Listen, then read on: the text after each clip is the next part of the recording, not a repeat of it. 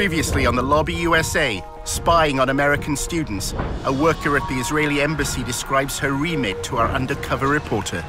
Gathering intel, reporting back to Israel. That's a lot of what I do. It's report back to the Ministry of Foreign Affairs, Ministry of Strategic Affairs. It's part of a covert campaign to influence America's youth. We have 3 different sub-campaigns: data gathering, working on activist organization, money trail. Wow, it just looks like the state of Israel is employing little spies. In the second of a 4-part series, how the pro-Israel lobby influences Congress. And as our undercover reporter gains greater trust, he is offered an extraordinary assignment.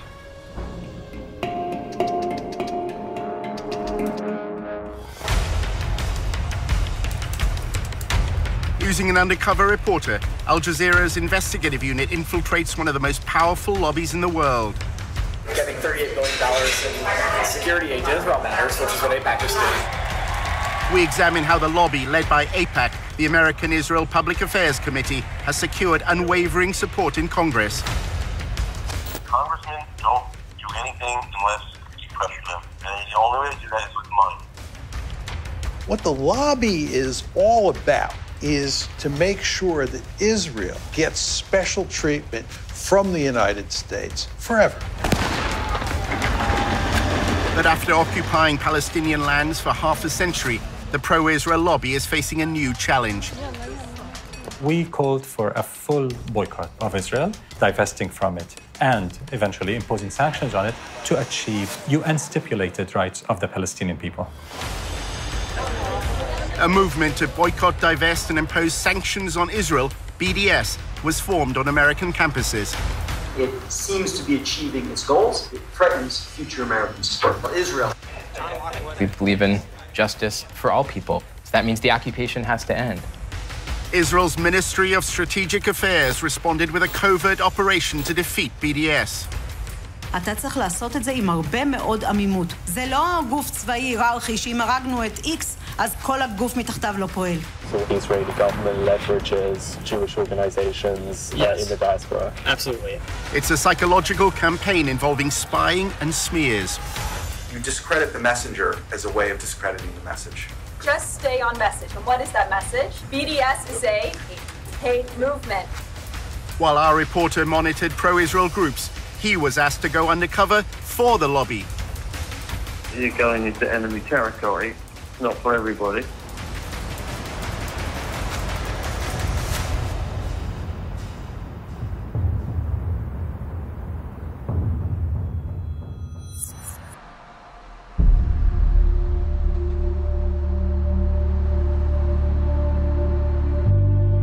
In Washington, Tony often socialized with younger members of the pro-Israel lobby. Here, the discussions are focused on influencing elites. Recent graduates appear to no longer care about debates they had at university. We try and go through student government and pass bills. I mean, you know, looking back on it now, it's all it's total crap. BDS in general, obviously. But also, it's just, I don't know, it doesn't do anything. I mean, fighting back against it has no practical effect. What has a practical effect is getting Congress to give Israel military aid.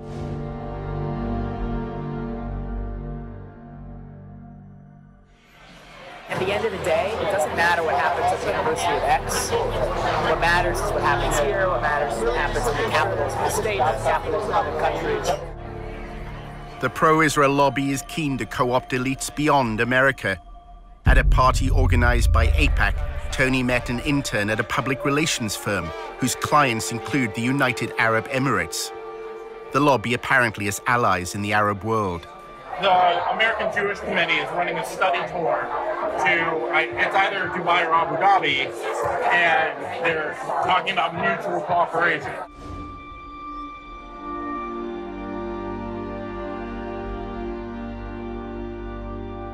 What are the ties like between the UAE and Israel? They're getting so much better. Nobody knows. The governments have to coordinate on security. It's all under the table. They're on trade, security, tech, medicine. There's a lot of cooperation. Basically, where I see it's standing right now is the GCC has all this under-the-table cooperation with Israel, and it's getting to the point where it's getting to the surface. Does the UAE have a stake in BDS? They do run all the time the argument of Palestinian suffering and occupation. They do kind of toe that line, but that's because they have to save face in the Arab League. They're literally just trying to cover their bases. Are they actually helping out BDS in any way? They benefit from Israeli tech, so they're not going to boycott them. Why would they? Tony's boss at the Israel Project used to work at AIPAC, where debate about Israel's actions or Palestinian rights were rarely prominent. Does the war of ideas matter? I don't know. I know that like getting $38 billion in security aid to Israel matters, which is what AIPAC just did. It's what I'm proud to have been a part of for so long.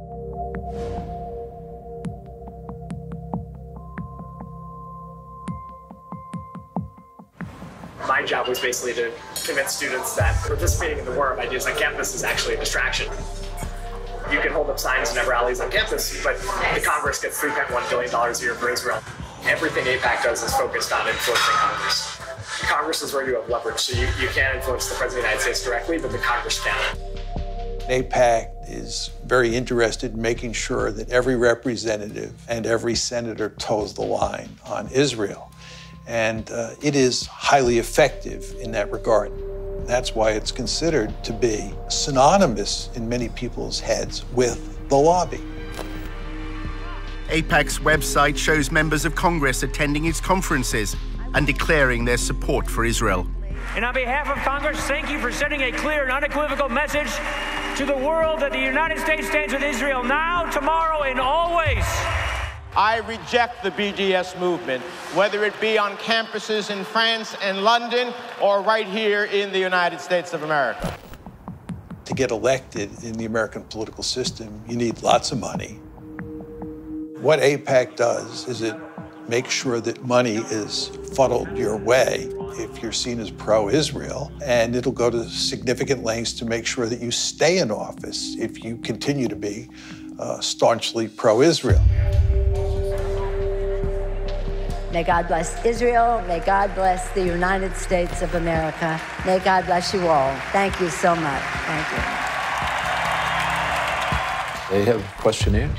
Anybody running for Congress is expected to fill out a questionnaire. And they evaluate the depth of your commitment to Israel on the basis of that questionnaire. Then you have an interview with local people.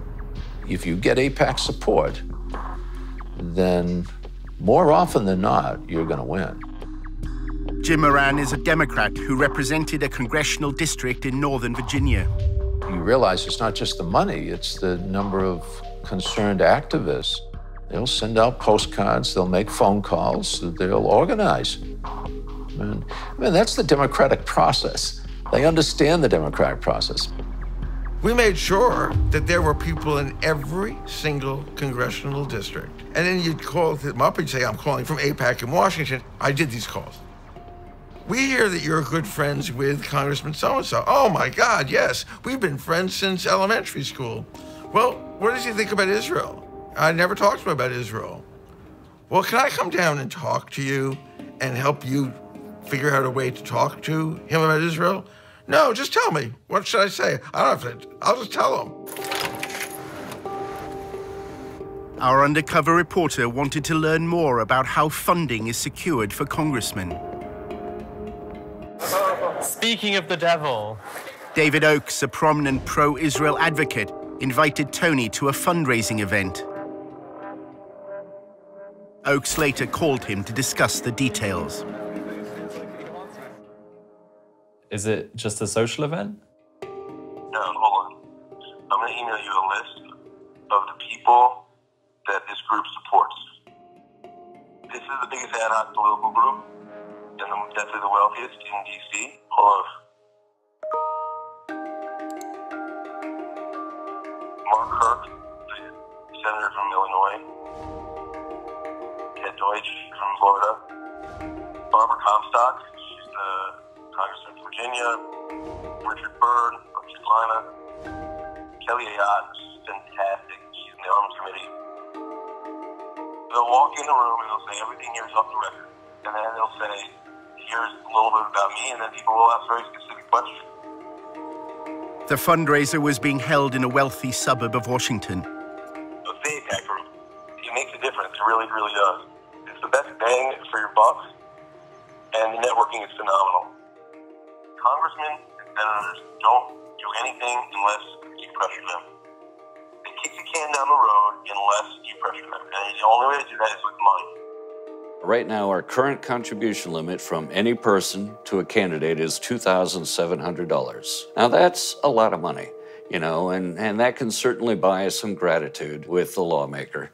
But if you really want to add punch to that type of buying of favors, what you do is you get 50 or 100 people together at an event like this, all chipping in $2,700, and then you bundle it all together and hand over the total amount to the lawmaker. At that point, we're talking anywhere up to $250,000.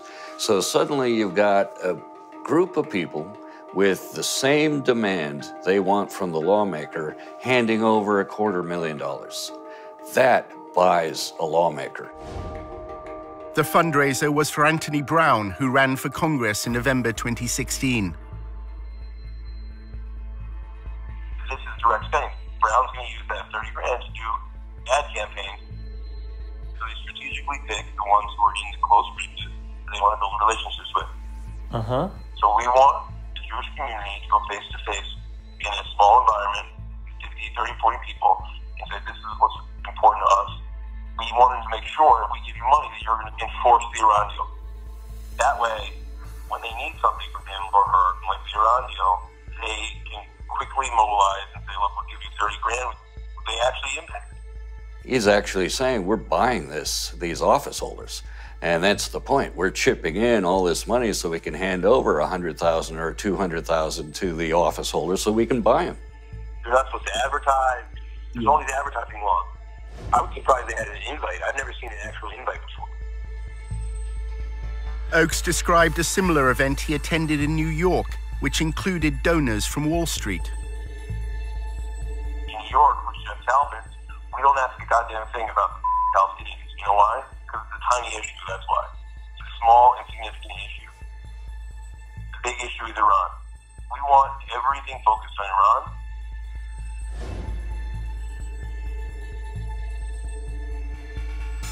What happens is Jeff meets with the congressman in the back room, tells them exactly what his goals are. And by the way, Jeff Talpin is worth $250 million. Basically, they hand him an envelope with 20 credit cards and say, you could swipe each of these credit cards for $1,000 each. There is a disclosure law that is designed to highlight whether there may be potential money laundering going on in events like this. And that is if the funds are earmarked. And that means the organization has to disclose who showed up at that event and how much each individual chipped in and what they handed over to the lawmaker. What's the name of the group that puts this on? It doesn't have a name. There's no name. It's an ad hoc political group. For all the legal reasons, people pool their money. What this specific group is doing to try to avoid that disclosure requirement, it isn't taking money and then putting it in its own account and then handing it over to the office holder. It's just collecting credit card information and then turning that over directly to the candidate.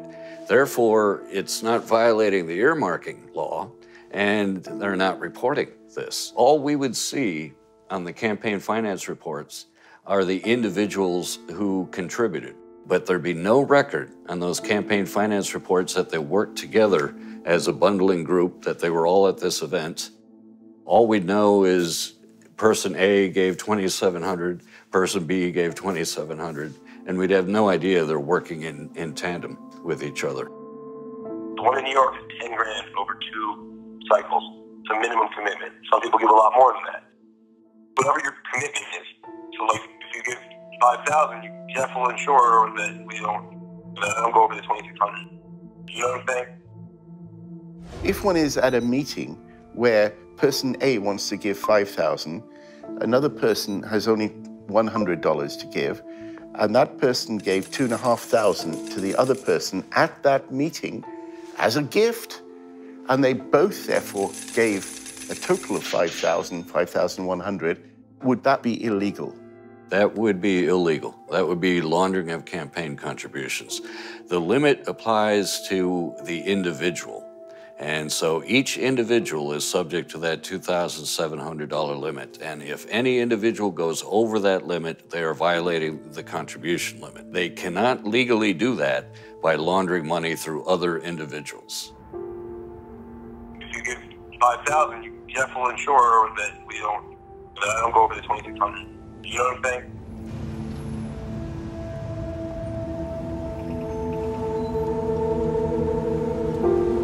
During a cab journey across Washington, Tony's boss at the Israel Project, Eric, spoke about his former job as a fundraiser for Jeb Bush. I was one of the first employees on the Bush campaign. The first time Trump came up in a conversation was we were going to solicit him for Jeb.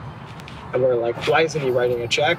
We would joke, like, this is the donor who went nuts. Eric shares his concerns about Jeb Bush's campaign. I hope the Justice Department doesn't make an example out of Bush, because we were operating in a real gray zone. And we raised enough money, we figured, let them come at us, we'll defend ourselves. We thought he's going to be the Republican nominee, everyone did at that stage.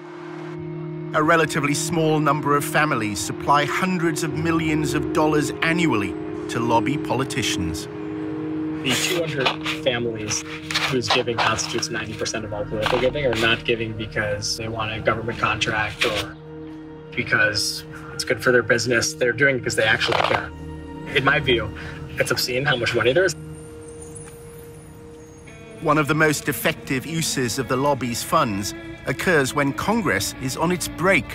Every year, they fly hundreds of members of Congress to Israel for these extended travel junkets that are really lavish. They're first-rate vacations. They'll rack up $20,000 or more for a vacation for a member of Congress. The member can bring along their spouse, and they have a great time. You are told that Israel continues to be under siege from hundreds of millions of its neighbors who are Muslim and who hate Israel, who hate Jewish people. You're told that Israel survives because of the United States and because of American politicians like you who support us. An attempt was made to change the law so that all expenses-paid trips would be considered a bribe. I drafted legislation to try to reform the whole profession of lobbying to get rid of free travel and gifts from lobbyists. The Honest Leadership and Open Government Act of 2007 significantly enhanced the travel restrictions that if you're an organization that employs a lobbyist, you can only provide a one-day trip for a member of Congress. Then AIPAC exerted its influence. There was a major loophole written into the travel restriction that was essentially engineered by AIPAC, and this loophole is widely known as the AIPAC loophole. The clause excluded educational trips organized by a charity that didn't hire lobbyists. AIPAC happened to be affiliated to such a charity. It doesn't have an office, it doesn't have any employees, it's just a tax form that they filed. Gifts of dinner, gifts of wonderful resorts to stay at, gifts of entertainment, all of which is packed up into one of these trips, is a very, very effective tool at influence peddling. Most of our donors were like nudniks, like schleppers. The quality is starting to improve. We're attracting more impressive people. Until recently, the people we're attracting, was the guy who's wealthy, gives away $25,000 a year, $10,000 is to us, and this is his hobby and full-time job, and he won't shut the up or stop calling. We're finally starting to expand into the class of donors that AIPAC has, which is like the more elite, easier to work with, smart, strategic, writing big checks kind of way. It takes just as much time to get a $10,000 check from someone as it does getting $500,000. The money raised by AIPAC doesn't just fund congressmen who support their goals. If you wander off the reservation and you become critical of Israel, you not only will not get money, AIPAC will go to great lengths to find somebody to run against you and support that person very generously. And the end result is you're likely to lose your seat in Congress. They threaten. They immediately threaten. Even if they know that AIPAC can't defeat them, AIPAC can make their lives more difficult. They can make sure that their next town meeting or something, some members of the Jewish congregation jump up and say, but you're anti-Israel. In 2002, AIPAC was lobbying Moran to vote for the invasion of Iraq. The executive director of AIPAC said that his most important accomplishment was securing the authorization for the use of U.S. military force in Iraq. AIPAC was pushing it very hard. Why does AIPAC benefit from the United States going to war? The United States getting involved in wars in the Middle East is ultimately in Israel's interests, because we have a stake in the region. Congressman Moran refused to vote for the invasion, as AIPAC requested. There are compelling, fundamental reasons why this body should oppose this resolution. Then at a public meeting, he was asked a question. A Jewish woman actually stood up in a town hall. She said, why aren't more Jews involved in the marches against the war? I said, if the leaders of the Jewish community were opposed to the war, I think that would make a difference. The lobby reacted, claiming this was evidence of Moran's belief in a Jewish conspiracy that was leading America to war. There was a conservative rabbi in my district who was assigned to me, I assume, by AIPAC. And he had warned me that if I voice my views about the Israeli lobby, that my career would be over, and implied that it would be done through the Post. And sure enough, the Washington Post editorialized brutally. Everybody ganged up.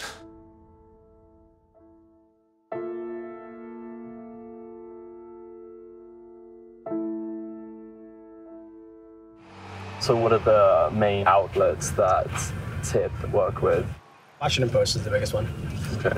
Isn't that like just down there or something? Yeah, it's actually that building. Moran claims the Washington Post's editorial board has a close relationship with AIPAC. The principal editorial board of the Post itself has been a very effective instrument because they've been able to maintain their credibility. And it's a great paper in every other way, but because they have such credibility, they're extremely effective. Everyone knew he wasn't anti-Semitic. Anti-Semitism has come to mean anti-Israel. The AIPAC crowd doesn't really care very much about whether or not a person likes Jews or wants one to move next door. All they care about is what their position is on Israel. Both of my daughters married Jewish men. My grandchildren are Jewish. Anybody that considers me anti-Semite is ignorant.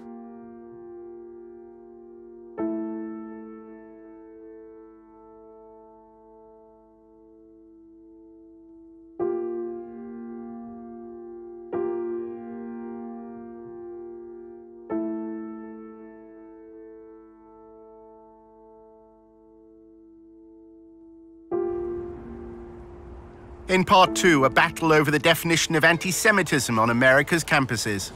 There are those who claim, oh yeah, we're trying to stop anti-Semitism, but what they're actually trying to do is stop advocacy for Palestinian human rights.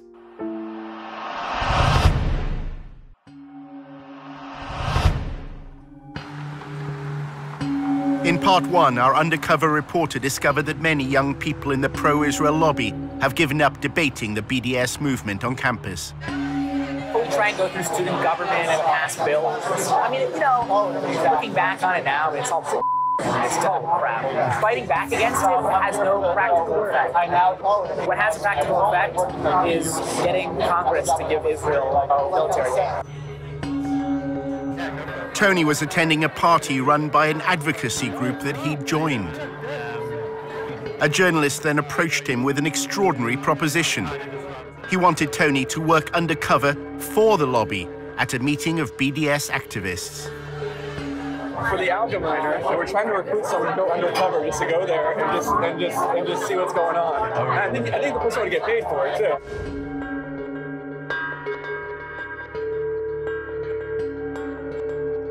Someone's going to sign up, do that profile, just kind of like see what's going on. Higher up, they sent an email today that like, you know anyone who can do this.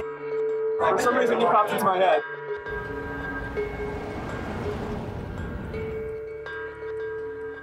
A few days later, a journalist from the Allgemeiner contacted Tony. It would be undercover and has to be kept pretty quiet. We would like to have some recording device on your person.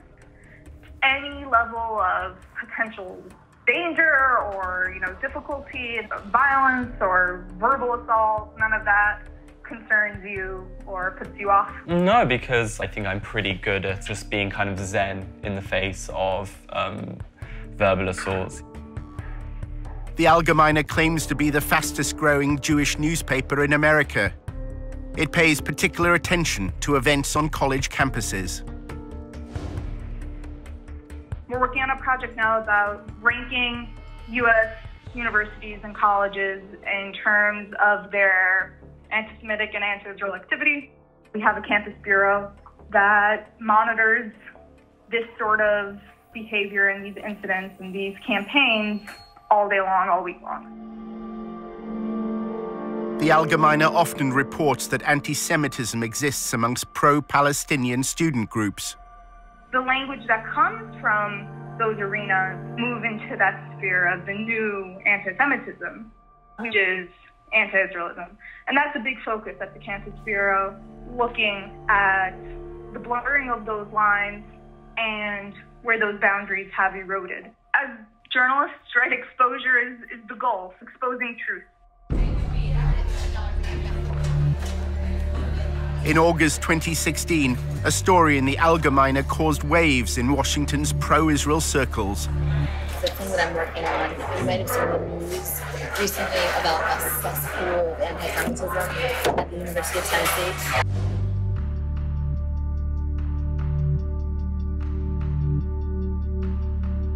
So the expose was on these anti-Semitic tweets. They uncovered 14 current students, 5 recent graduates at the University of Tennessee that had tweeted all of these horribly anti-Semitic things.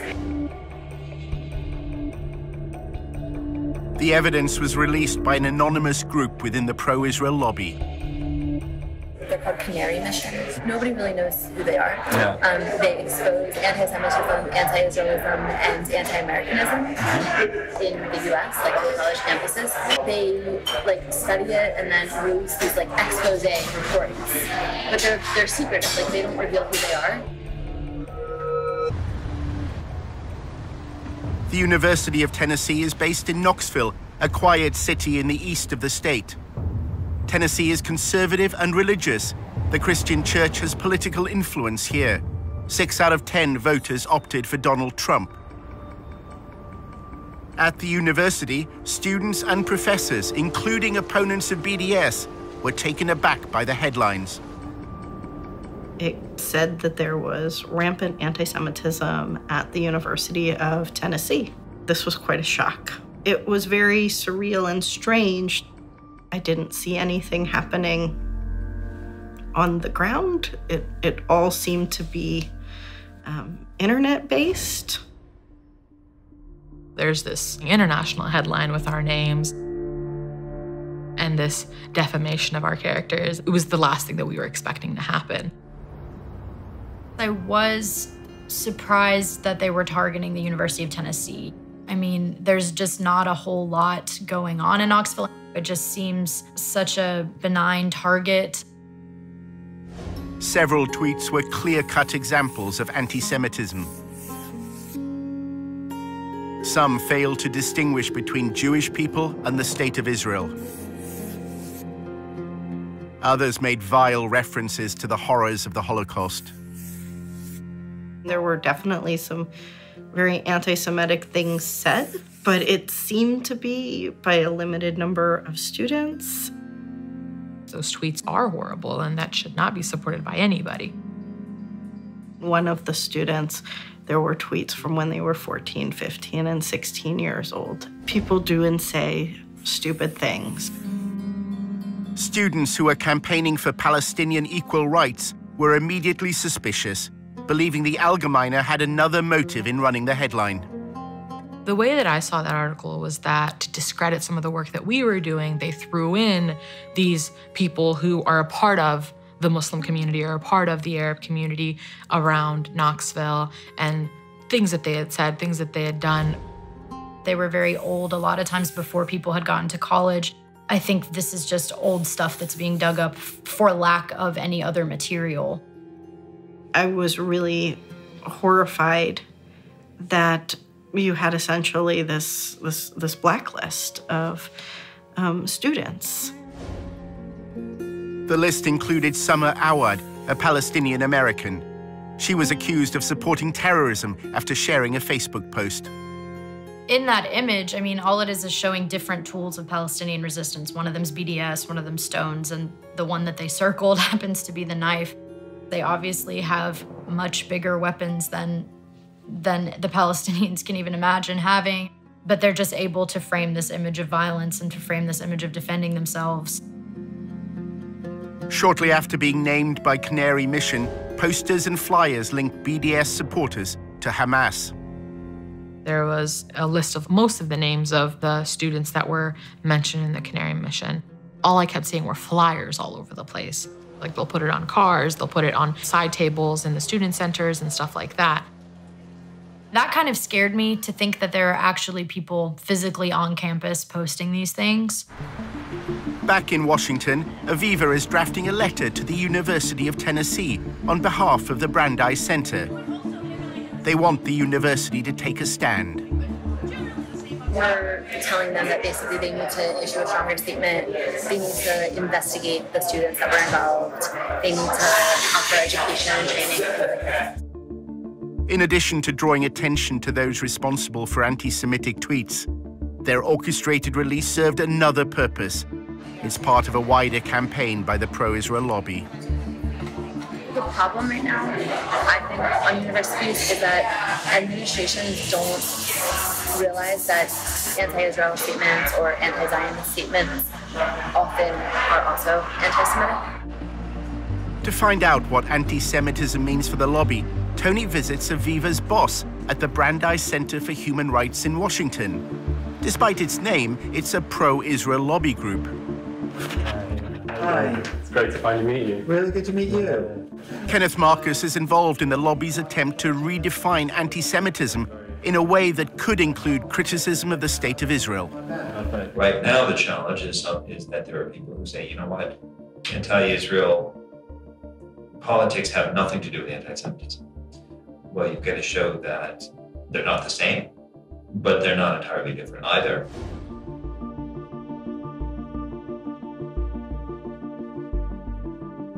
The goal is to have the federal government to establish a definition of anti-Semitism that is parallel to the State Department definition. The US State Department defines anti-Semitism using a three-point test known as the 3 Ds. It includes statements that demonize Israel, those that apply double standards, or those that delegitimize the state. There have been attempts by some to try to define anti-Semitism in such a way that conflates actual anti-Semitism with completely legitimate criticism of Israel or Israeli government policies. They are overly broad and vague to the point where any kind of criticism of Israel or of Israeli government policies can be labeled as anti-Semitic. One of the major tactics that the lobby uses to defend Israel, and it's done this for a long period of time, but it's using it more and more these days, is to identify people who criticize Israel as an anti-Semite. The letter that Aviva was sending called for the University of Tennessee, Knoxville to address a long-standing problem of anti-Semitism on campus. The Brandeis Center is urging American universities to adopt a definition of anti-Semitism that could include criticism of Israel. We are trying to get universities to adopt a uniform definition, whether it's the state department's definition or a similar version of it, because then we think that the administrators would be able to understand anti-Semitism better and discipline students for hateful and discriminatory actions. The Brandeis Center also wanted the university to screen what they described as a path-breaking film called Unmasked Judeophobia. It was made by a member of staff at the university and featured Kenneth Marcus. It is now socially acceptable to say lots of different things that were not acceptable in the past. Anti-Israelism and anti-Semitism is one example. It tries to make the claim that Muslims have adopted Nazi-like anti-Semitism and are going to essentially lead the next Holocaust on the Jews. The film positions anti-Semitism at the heart of the BDS movement. It was not sponsored by the chancellor, but it was held at the law school, and Ken Marcus did attend. It was screened on the day that commemorates victims of the Holocaust. The film was not appropriate for Holocaust Remembrance Day. As a scholar of the Holocaust and anti-Semitism, I would just say the film's conclusions didn't meet scholarly standards. Exactly why Washington's pro-Israel lobby is concerned by events in Tennessee is at first hard to understand, until one considers the growth of evangelical Christianity in the southern states. Tennessee is a Bible Belt state, and the capital of Tennessee is known as the buckle of the Bible Belt. And that good old Southern Christian culture is very strong here, and a big part of that has now become this rhetoric of Christian Zionism.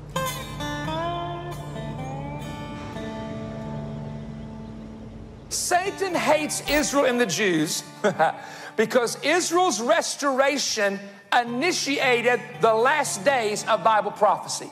Christian Zionists believe that for the end of times to come, for Christ to return, it's necessary for Israel to control all of what was historically considered to be Israeli territory.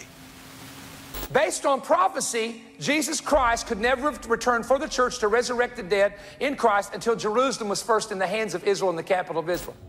Christian Zionists and Christian organizations that lobby on behalf of the Israeli government, a lot of them have a theology which I think is in many ways anti-Semitic. The Jews have to leave the West.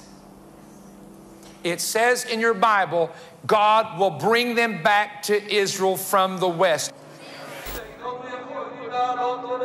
It instrumentalizes Jews in such a way that their goal is that all Jews around the world will leave where they live and move to Israel, because in their theology, that is what will lead to the coming of the Messiah again, and then all of the Jews will convert or will all be killed.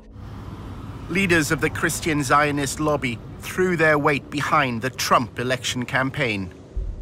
I have been asked 101 times plus, why do you think Donald Trump won? And I have an immediate answer. Because he was the only one that was blessing Israel. The evangelicals flooded the voting booths this time like at no time in our history. And a lot of the laws that are being enacted in those states that are pro-Israel, anti-BDS, are coming about in part because there is so much sympathy for Israel in that community, which has a lot of political power. Senate Joint Resolution 170, bipartisan resolution to condemn boycott, disinvestment, sanctions movement, and increasing incidents of anti-Semitism. In 2015, Tennessee became the first state legislature to condemn BDS. It's the result of the lobby's attempt to use legal means to quell BDS on campus. In recent light of anti-Semitic things that have happened here in Tennessee on our college campuses, we are just expressing our support as an ally for the state of Israel. And with that, I renew my motion. made it seem as though there's this huge Palestinian liberation movement happening in this state. That's the way that it was presented at the legislature, was that we need to stop this before it takes over our state. There's an intensive effort by Israel and pro-Israel groups to get governments, universities, legislative bodies to adopt a definition of anti-Semitism that includes criticism of Israel and its state ideology, Zionism. We're the space where a lot of these things are initially brought and tested. The rough drafts, the beta version, comes here, and then you'll see that same bill go into another legislature the following year. According to their definition, if I say to you that I believe that instead of separate Israeli and Palestinian states, there should be a single state where Jews, Christians, Muslims, atheists, everyone has full equal rights, the way they do under the Constitution of the United States, that would make me an anti-Semite because I'm denying Israel's right to be a Jewish state. How to define anti-Semitism? I would say hatred, discrimination, violence, animus towards Jews for being Jewish, I would say is the broadest definition of anti-Semitism. They have created this perverse definition of anti-Semitism where calling for everyone in Palestine, Israel to have equal rights is somehow an attack on Jews. And they're trying to get this pushed into official definitions. And this has been a key goal of people like Kenneth Marcus and the Brandeis Center, so that they can then go after people who are advocating for equality and bring them up on charges that they're actually anti-Semitic bigots. You have to show that they're racist hate groups and that they are using intimidation to get funded and to consistently portray them that way. 6 months after the Allgemeine ran its report, an anti-Semitism awareness bill was brought before Tennessee's State Assembly.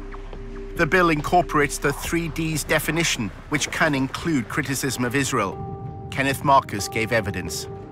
When I had read a newspaper article in a major national Jewish newspaper indicating some issues, we independently verified several different issues going on with blogging, I think it was Facebook entries, Nazi-type references to Jews, and the need to kill Jews. They may have dealt with that, but it seems to me it's an indication that the problem is here. In order to create enough sort of political momentum and hysteria to get these bills through, you need to show that anti-Semitism is rife on campuses. You see groups like the Brandeis Center jumping on headlines which are very dramatic and very scary.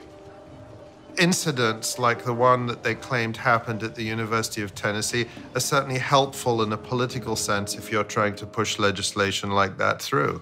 A right to exist. Aviva Vogelstein also traveled to Tennessee. If a student on a campus says, from the river to the sea, Palestine will be free, meaning that from the Jordan River to the Mediterranean Sea, there will be no state of Israel, that would be considered anti-Semitic. Another example would be when students on campus chant things like, Intifada, Intifada, we support the Intifada. That's calling for, an Intifada is calling for violence against innocent Israeli civilians. And that is an incitement to violence. And it's calling for demonization and delegitimization of Israel.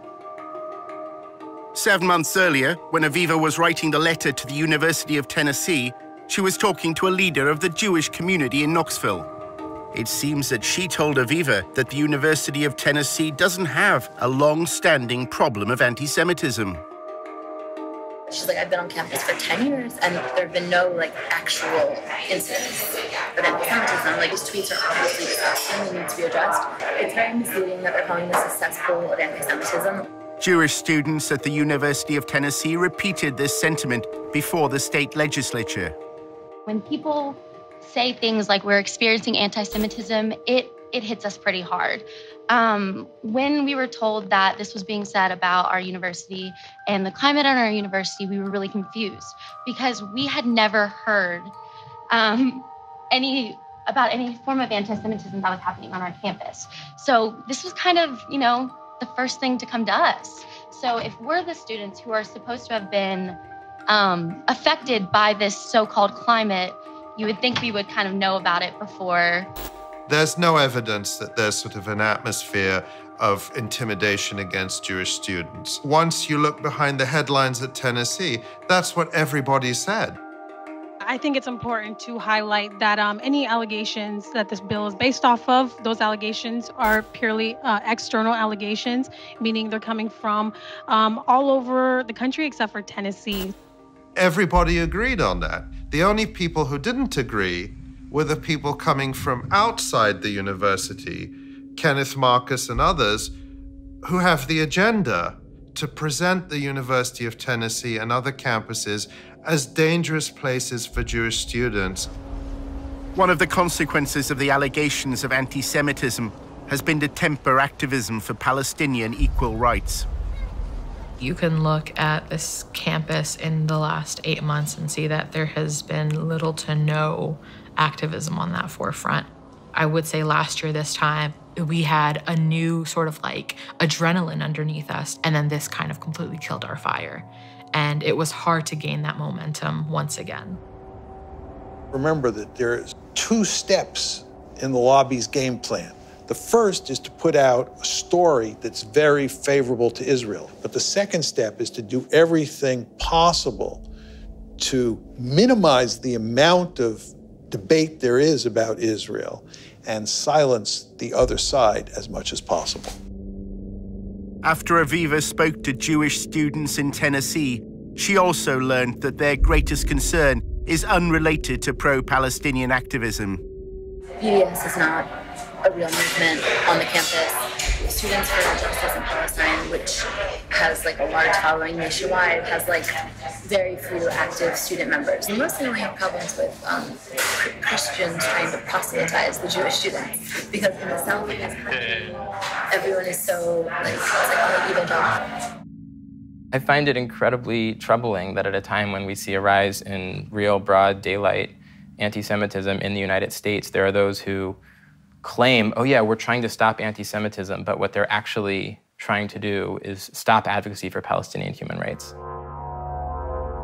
A short time later, the Allgemeine contacted Tony once more to discuss his proposed mission to work undercover at a BDS event. The editor explained what they wanted. One of the projects that we've been looking to do for quite a while is to try and infiltrate some of these groups, get undercover and discover what they're about from the inside. You explain the war, it's a hostile environment, and there's some risk involved. The goal would really be to uncover any evidence of not just bias, but, you know, real bigotry. The correlation between the BDS movement and picture of Jews. Tony is given a list of persons of interest. They're all on the Canary Mission website. Go to canarymission.org. Have you heard of Canary Mission? A little bit. Could you tell me about it? People who hate it, the people who are being targeted by it, call it a blacklist. You have names here that show up on this database. Students and professors, faculty, speakers, organizations that have ties to terrorism, outright ties to terrorism, or terrorists who have called for the destruction of the Jewish state. Despite running Canary Mission's Tennessee expose, the Allgemeine staff say Canary's identity is still a mystery. It's an anonymous site. Nobody has any idea who's actually running this thing, and people have tried and looked into it. If you're on board in terms of concept, then I guess the next thing we just need to figure out is the money. Can we wait for a follow-up email from you? Does that make sense? Yeah, sure. I should get that to you within the next 24 hours.